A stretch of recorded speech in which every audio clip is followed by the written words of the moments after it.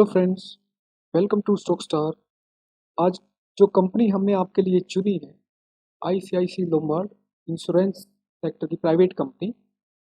तो जब कंपनी का आईपीओ आया था 2017 में, तो वो ओवर सब्सक्राइब हुआ था, लेकिन जो उसकी लिस्टिंग थी वो एक फ्लैटिश नोट पर जो हुई थी।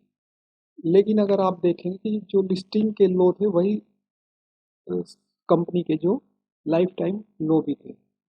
और स्टॉक्स ने उन लेवल से अगर आप देखेंगे तो तकरीबन 4 साल में कंटिन्यू स्टॉक्स एक अपर चैनल में चला हुआ था, और स्टॉक्स ने अपने निचले लो से तकरीबन 4 साल में 1.5 गुना तक है वो बढ़ चुका है।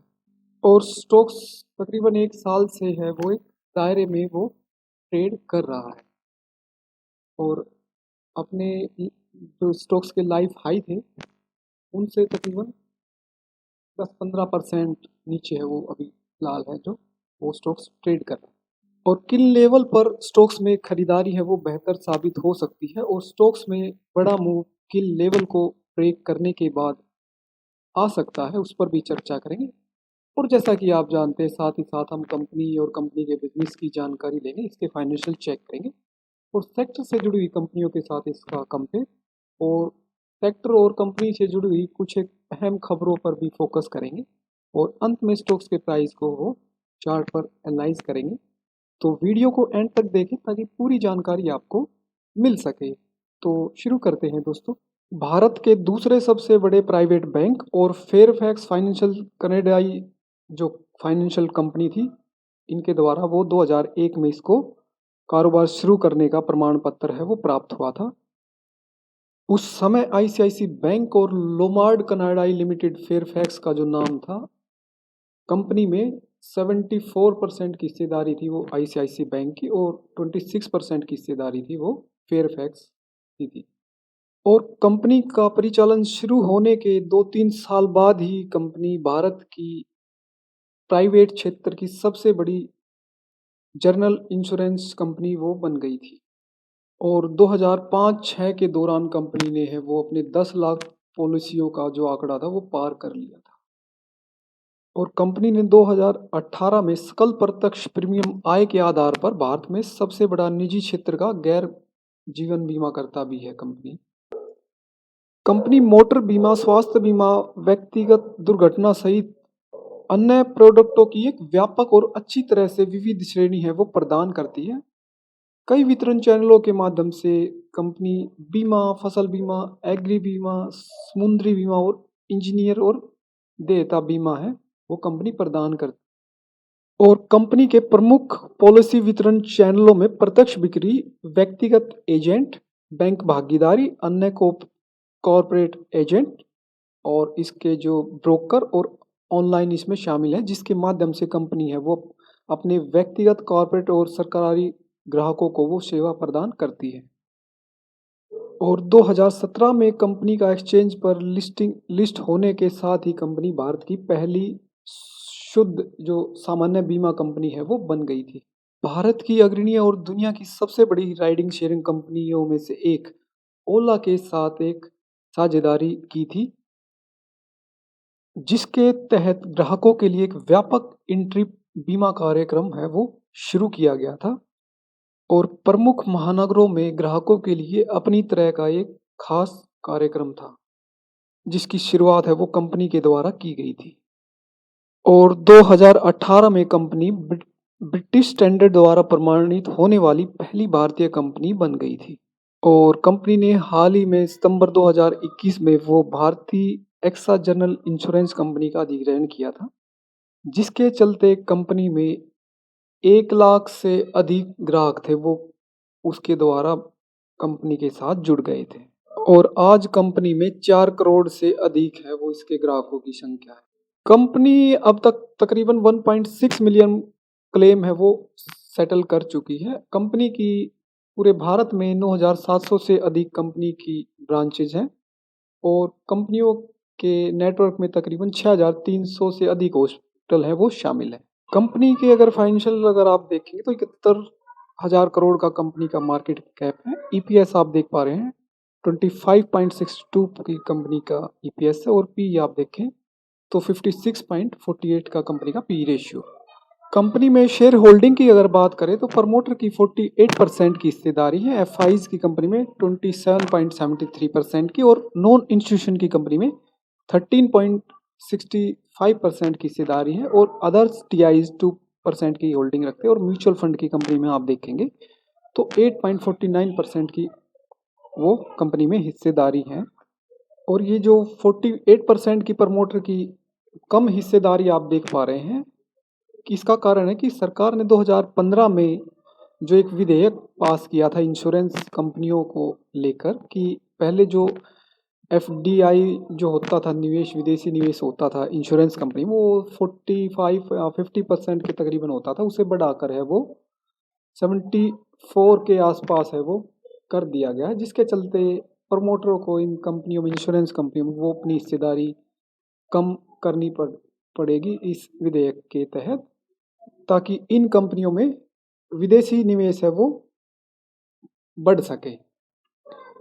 और कंपनी की पिछली 5 साल की सेल्स पर अगर नज़र डालेंगे तो कंटिन्यू कंपनी ने लगातार लिस्टिंग के बाद से ही कंपनी की सेल देखेंगे तो उसमें साल दर साल कंपनी ने वो बढ़त है वो कंटिन्यू उसको जारी रखा है।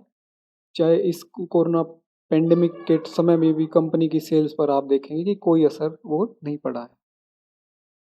दूसरा अगर आप देखेंगे तो कंपनी में बैंकों ने पिछले 3 क्वार्टर में है वो कुछ परसेंट हिस्सेदारी है वो आप बढ़ती हुई देख पा रहे हैं। और साथ ही नॉन इंस्टीट्यूशन की अगर देखें तो उच्चतम स्तर पर कंपनी की में जो नॉन इंस्टीट्यूशन है उनकी हिस्सेदारी आप देख पा रहे हैं। और कंपेयर करें इसके सेक्टर से जुड़ी कंपनियों के साथ तो अपने सेक्टर की चौथी सबसे बड़ी कंपनी है मार्केट कैप के हिसाब से। लेकिन अगर कंपनी के प्रॉफिट को अगर आप देखेंगे तो प्रॉफिट के मामले में कंपनी ने अपने सेक्टर में सबसे अधिक 1473 करोड़ का प्रॉफिट वो आप देख पा रहे हैं वो कंपनी ने दर्ज किया है। तो प्रॉफिट के मामले में ईयर एंड में कंपनी है वो पहले स्थान पर रही है। वहीं आप देखें कुछ एक कंपनी स्टार हेल्थ इंश्योरेंस इसने 825 करोड़ का लॉस किया। तो सेल्स के और इसके प्रॉफिट के मामले में कंपनी का बेहतर परफॉर्मेंस रहा। और वैल्यूएशन अगर आप देखोगे तो कंपनी सबसे सस्ते वैल्यूएशन पर कंपनी का पी रेशियो आप जैसा कि देख पा रहे हैं 55.47 पर कंपनी का पी रेशियो है। तो वैल्यूएशन के हिसाब से कंपनी है वो काफ़ी अच्छी लगती है इन लेवल से। और साथ ही कंपनी का डेब्ट टू इक्विटी रेशियो देखेंगे तो 0.07 पर यानी कंपनी पर कर्ज है वो तकरीबन ना के बराबर ही है। तो इंश्योरेंस कंपनी हालांकि उन पर कर्ज वगैरह है वो इतना वो नहीं होता है और हो सकता है जल्दी आप इसको बिल्कुल डेब्ट फ्री होते हुए भी आप देखें।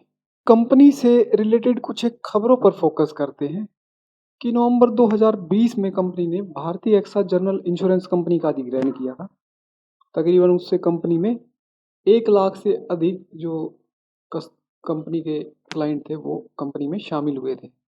दूसरा सबसे अहम है कि मार्च 2020 में राज्यसभा में इंश्योरेंस क्षेत्र में एफडीआई का जो निवेश बढ़ाकर वो 74% करने का विधेयक है वो पारित हुआ था, जिसमें आप देखेंगे कि एफडीआई की तरफ से आप इंश्योरेंस कंपनियों में बड़ी भागीदारी आप देखेंगे। और देख पा रहे हैं कि कंपनी ने हाल ही में दिसंबर 2021 में एक डेंटल चिकित्सक बीमा की पेशकश कंपनी के द्वारा की गई है, जिसमें क्लोन डेंटल जो एक बड़ा नेटवर्क है डेंटल क्लिनिकों का, उसके साथ एक गठजोड़ है वो कंपनी ने स्थापित किया है। और आज की जो लेटेस्ट खबर है कि व्हीकल्स के जो बीमा नियम है उनमें बदलाव के लिए सरकार ने इन कंपनियों से वो मसौदा इनसे इनकी राय मांगी गई है जो थर्ड पार्टी मोटर इंश्योरेंस है उसको लेकर। और 26 जनवरी तक इनकी जो प्रक्रिया है वो मांगी गई है। ये भी कंपनी के लिए काफ़ी अहम आने वाले समय में ये बदलाव होते हैं तो काफ़ी अच्छे साबित होंगे कंपनी के लिए। अभी स्टॉक्स के प्राइस को चार्ट पर एनालाइज करते हैं तो आप देखेंगे कि स्टॉक्स कंटिन्यू एक तेजी के ट्रेंड में चला हुआ था। और अभी कुछ समय से पिछले 1 साल के अगर आप चार्ट का देखोगे, कंपनी के डेली चार्ट पर आप देखोगे कि स्टॉक्स है वो पिछले साल आप देखें कि 2021 से लेकर अभी पूरा 1 साल है, वो एक दायरे में स्टॉक्स है वो अभी ट्रेड कर रहा है। तो जो शॉर्ट टर्म ट्रेडर हैं वो इस रेंज को प्ले कर सकते हैं कि ऊपर है जो 1650 की और नीचे आप देखेंगे कि 1260 1300 की जो रेंज है, तो इस दायरे में शॉर्ट टर्म के लिए इसमें खरीदारी कर सकते हैं। और जो मार्केट में इन्वेस्टमेंट का लंबा नज़रिया रखते हैं तो स्टॉक्स गिरावट दिखाए कुछ इन लेवल से 1300 1350 के आसपास अगर स्टॉक्स कुछ गिरावट दे, खरीदारी का मौका दे, तो बिल्कुल स्टॉक्स में खरीदारी के बारे में आपको विचार करना चाहिए और स्टॉक्स को अपने पोर्टफोलियो में इसको लॉन्ग टर्म के लिए इसको कैरी करना चाहिए। तो बेहतरीन कंपनी इंश्योरेंस सेक्टर की और स्टॉक्स के जो स्पॉट लेवल हैं वो निकल कर आ रहे हैं 1200 1250 के। तो जब तक इन लेवल के ऊपर स्टॉक्स ट्रेड करें, बिल्कुल स्टॉक्स को कैरी करें, लॉन्ग टर्म इन्वेस्टमेंट के हिसाब से अपने पोर्टफोलियो में शामिल करें। और जिस तरह से इंश्योरेंस कंपनियों की आपने कोरोना इस पेंडेमिक के टाइम पे आपने इनकी ज़रूरत महसूस की होगी, और जैसा कि भारत में आपको मालूम होगा कि दोस्तों तकरीबन 12-15% ही लोग हैं जिनके पास इंश्योरेंस है 125 करोड़ की आबादी में। तो कंपनी के लिए आगे कितना इसका दायरा है वो बढ़ सकता है तकरीबन, वो आप सोच सकते हैं दोस्तों। और वैल्यूएशन के हिसाब से भी कंपनी बेहतरीन लगती है और अच्छे कंपनी के दमदार कंपनी की सेल रही है, प्रॉफिट कंपनी का दमदार रहा है अपने सेक्टर से रिलेटेड कंपनियों के हिसाब से। तो बिल्कुल स्टॉक्स को अपने रेडार पर आपको रखना चाहिए। तो आज के एपिसोड में केवल इतना ही दोस्तों, मिलते हैं नेक्स्ट वीडियो में। अगर आपको वीडियो अच्छी लगे तो हमारे चैनल को ज़रूर सब्सक्राइब कीजिए, साथ ही शेयर कीजिए, कमेंट कीजिए, लाइक कीजिए। और अगर आप भी चाहते हैं हम आपके द्वारा किसी कंपनी पर वीडियो लेकर आए तो वो भी हमें कमेंट सेक्शन में जाकर आप हमें बता सकते हैं। तो मिलते हैं नेक्स्ट वीडियो में, तब तक के लिए नमस्कार दोस्तों।